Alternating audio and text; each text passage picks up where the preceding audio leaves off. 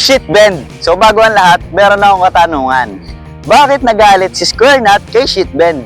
Kasi pinatunayan ng sheet bend na pwede ang hindi magkapareho. Parang sa scouting lang, hindi tayo pare-parehas ng estado sa buhay.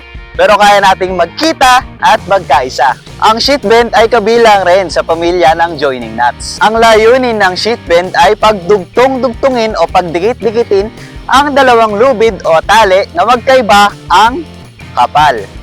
Pwedeng isang manipis, pwedeng isang makapal. Ginagamit ito sa mga pioneering or campcraft upang magdugsong ng mga lubid.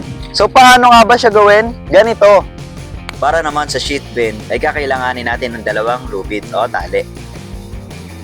Gumawa ng loop sa mas makapal na lubid. Ipasok ang dulo ng manipis na lubid pataas sa loob ng loop. Iikot ito sa likod. Ibalik ito sa ilalim ng sarili nitong tali. Pasok natin dyan at hilahin natin, higpitan. Yan. Ganito dapat ang kalalabasan ng inyong gawa.